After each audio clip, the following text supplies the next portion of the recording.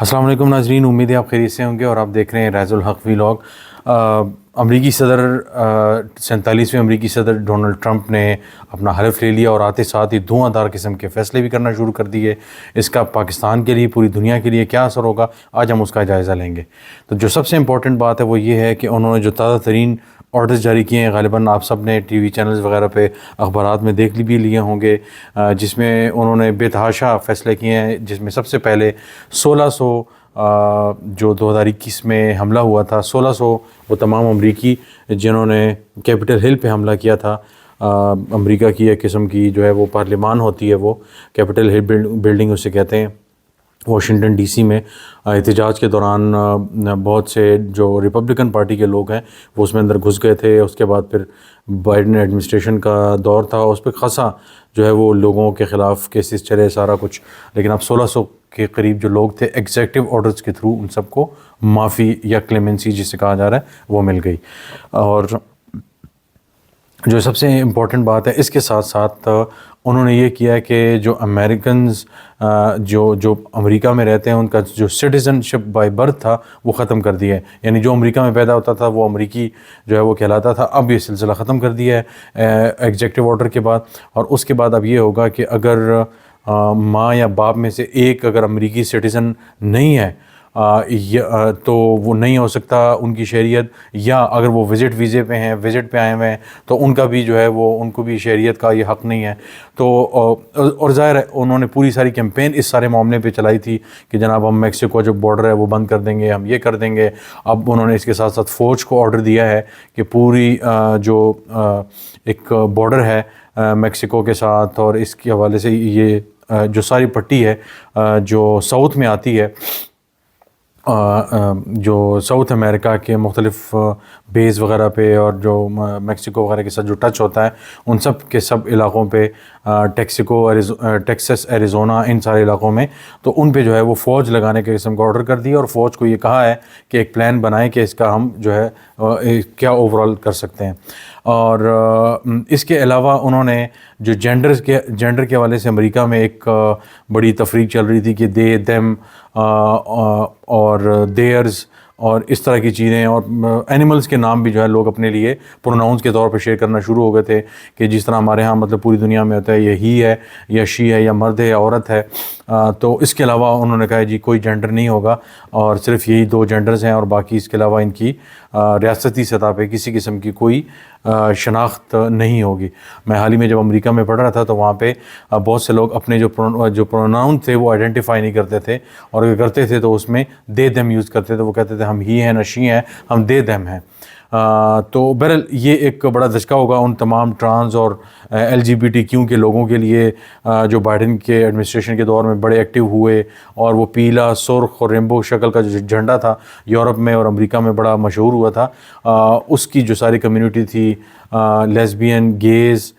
By sexual, transsexual اور اس طرح کے سارے جو جینڈرز ہیں، یہ جو جتنے جینڈرز ہیں یہ سب ایک قسم کے ختم ہو جائیں گے سرکاری طور پہ، صرف مرد اور عورت ہوں گے، یا بچے کی پیدائش پہ جو جینڈر لکھا جاتا ہے وہی جینڈر ہوگا، بعد میں جو ہے وہ اس طرح کی چیزیں نہیں ہو سکتی۔ تو بہرحال یہ ایک بڑا امریکی سسٹم کے لیے چیلنج ہوگا۔ اس کے ساتھ ساتھ باقی چیزیں تو آپ نے یقیناً دیکھ لی ہوں گی کہ کیا کیا اس میں انہوں نے فیصلے کیے ہیں۔ پہلے دن انہوں نے امریکی سسٹم کو ایک قسم کا ہلا کے رکھ دیا ہے، اور ہو کے لیے جو تقریباً 400 ملین ڈالر کی جو فنڈنگ ہوتی تھی اس سے ایک قسم کے انہوں نے وڈرا کر لیا ہے۔ انہوں نے کہا جی ہم اکیلے کی دنیا کا ٹھیکہ اٹھائیں اور سارے معاملات دیکھیں، تو وہ ایک بڑا انہوں نے اہم ڈیسیجن لیا ہے، اور اس کا ورلڈ ہیلتھ آرگنائزیشن کے لیے ظاہر ہے ان کے لیے بڑا ایک دھچکا ہوگا، یہ بڑا امپورٹنٹ ہے۔ اور صحت کے لیے پوری دنیا میں جو ویکسینز یا فری ہیلتھ کیئر کے حوالے سے جو مختلف افریقہ اور اس طرح تھرڈ ورلڈ کنٹریز میں جو چیلنجز آتے ہیں ان کے لیے ایک بڑا جو ہے وہ مسئلہ ہوگا۔ امیگریشن کے حوالے سے تو آپ نے سن لیا کہ کتنا بڑا چیلنج جو ہے وہ آ گیا، اور اس کے ساتھ ساتھ انہوں نے 75 دنوں کے لیے اٹارنی جنرل یونائٹڈ اسٹیٹس کو کہہ دیا ہے کہ جو ٹک ٹاک ہے اس کا جو بین ہے وہ انفورس نہیں ہوگا۔ تو TikTok is back in US، اور ابھی 2 دن پہلے ہی ٹک ٹاک کو US میں ایک قسم کا ایک سپریم کورٹ کے حکومتی آرڈر تھا، سپریم کورٹ میں لوگ گئے اور سپریم کورٹ سے بھی آیا کہ اپ ہولڈ ہوگا یہ ڈیسیژن اور ٹک ٹاک جو ہے وہ بین ہوگا، لیکن انہوں نے آتے ہی ایگزیکٹو آرڈر جاری کر دیا کہ بین جو ہے وہ نہیں ہوگا 75 دنوں کے لیے. اور اس کے بعد ظاہر ہے وہ دیکھیں گے کہ ٹک ٹاک کو مزید کیسا دیا جائے. اور اس کی بڑی بنیادی وجہ یہ ہے کہ ڈونلڈ ٹرمپ کے مطابق اور ان کی ٹیم کے مطابق ٹک ٹاک نے ان کی کامیابی میں بہت بڑا کردار ادا کیا ہے. لہٰذا ان تمام لوگوں کو, ٹک ٹاک انفلوئنسرز کو کیوں ایک دم جو ہے وہ تکلیف دی جائے. بہرحال اس کے ساتھ ساتھ انہوں نے میکسیکو اور کینیڈا سے آنے والی جو چیزیں ہیں, امپورٹس ہیں, ان پہ انہوں نے پابندی لگا دی. اور بڑا حیران کن ہے کہ انہوں نے اچھا خاصا ان پہ جو ہے وہ لگا دی ہے, ٹیرف لگا دی ہے, اور تقریباً 15 سے 20% ہے. لیکن دلچسپ بات یہ ہے کہ چین کے حوالے سے جو بہت زیادہ سننے میں آ رہا تھا کہ جناب بہت بڑی پابندیاں لگیں گی اور چائنیز ٹیرفس کے حوالے سے سارا کچھ, تو بڑا ایک سافٹ کارنر ہے. چائنا, یہ جو ٹک ٹاک ہے چائنیز ایپ, اس کے جو سی ای او ہیں انہوں نے بھی باقاعدہ طور پہ شرکت کی جو ٹرمپ کی انوگریشن تھی. تو یہ ایک بڑا سگنیفیکنٹ ایک وہ تھا کہ اس کے حوالے سے ایک سافٹ کارنر چائنیز کے لیے انہوں نے ڈیولپ کر لیا ہے. تو اوور آل جو کیمپین میں سارا کچھ کہتے رہے اور اب جو کر رہے ہیں یہ بڑا ڈفرینٹ ہے. اور میرا خیال ہے چائنیز کے لیے بہت بڑا کوشن ہے. اور چائنیز ان کی جیت کے بعد یہ کہہ چکے تھے کہ ہم چائنا کے ساتھ, امریکہ کے ساتھ, صدر ٹرمپ کے ساتھ ایک ہیلدی اور سکسیزفل ریلیشن شپ ہم رکھنا چاہتے ہیں. تو یہ ساری چیزیں, پینما کینال جو ہے اس کو لے کر بڑی جو انٹرسٹنگ چیزیں ہیں وہ بھی آ رہی ہیں کہ انہوں نے کہا جی ہم یہ پینما کینال جو ہے واپس لیں گے, یہ چین کے پاس ہے. حالانکہ چین کے پاس نہیں ہے. 1840 وغیرہ میں اس وقت کے امریکی صدور جو تھے انہوں نے کوئی اسپینش سول وار اور ان چیزوں کو جب یہ ساری جو معاملہ چلا تھا تو اس کے بعد سے یہ ہلچل مچی. لیکن اس کے بعد سے اب باقاعدہ طور پہ جو ہے امریکی سیاست میں اس کا بڑا ذکر آ رہا ہے. تو پینما جو کینال ہے وہ بیسیکلی جو جنوبی امریکہ ہے, یعنی آپ دیکھ لیں کہ جو لیٹن امریکہ جسے بیسیکلی کہا جاتا ہے, اس طرح جنوبی امریکہ بھی نہیں, جو لیٹن امریکا ہے, میکسیکو کے نیچے جو کنٹریز ہیں چھوٹے چھوٹے جس میں پینما اور یہ سارے ملک آتے ہیں, تو ان میں ایک باریک سی کینال ہے, جس طرح سوئس ایک کینال ہے جو ملاتی ہے ریڈ سی کو میڈیٹرینین سی کے ساتھ. اسی طرح یہ جو چائنیز امپورٹس جو جنوبی امریکہ کی طرف, ساؤتھ امریکہ کی طرف آتی ہیں, وہ یہاں سے ہو کے جاتی ہیں. تو ظاہر ہے چائنیز امپورٹ زیادہ ہوتی ہیں جو میکسیکو اور کینیڈا کی طرف جاتی ہیں. لیکن اس کو لے کر ٹرمپ ایک عرصے تک, بلکہ حال ہی میں انہوں نے کہا تھا کہ چائنا اس کو کنٹرول کرتا ہے. تو بہرحال یہ دیکھنا ہوگا کہ اس معاملے کو کیسا دیکھا جائے گا. تو سب سے امپورٹنٹ بات پاکستان کے حوالے سے تھوڑا سا ذکر کر دیں کہ پاکستان کے حوالے سے ہمیں جو یہاں پہ لوگ لگائے جائیں گے پاکستان میں ان کی ایڈمنسٹریشن کی طرف سے, خاص طور سے امریکی سفیر کون ہوگا, اس کے بعد سے ہمیں سمجھنا آنا شروع ہو جائے گی کہ بیسیکلی اس سسٹم کو جو ہے وہ کیسے چلانا ہے. عمران خان کے حوالے سے ان کی کیا ہے, کیونکہ پاکستان میں وہ نواز شریف وغیرہ کو اور اس کے علاوہ زرداری وغیرہ, بلاول وغیرہ کو کسی کو نہیں جانتے, کیونکہ جیڈ جو کشنر تھے جو ان کے بیٹے ہیں صدر ٹرمپ کے, تو زلفی بخاری کے ساتھ ان کے بڑے کانٹیکٹ تھے. زلفی بخاری نے اس کانٹیکٹ کو ابھی تک جو ہے وہ ایکٹیو رکھا ہوا ہے, تو وہ بڑا امپورٹنٹ ہوگا. اور اس کے علاوہ ہم نے دیکھا کہ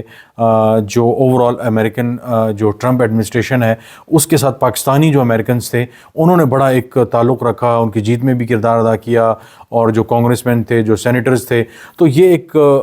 بڑی دلچسپ بات ہوگی کہ اس اوور آل اس سارے معاملے کو لے کر امریکی ایڈمنسٹریشن صدر ٹرمپ جو ہیں پاکستان کو لے کر وہ کیا فیصلہ کرتے ہیں. تو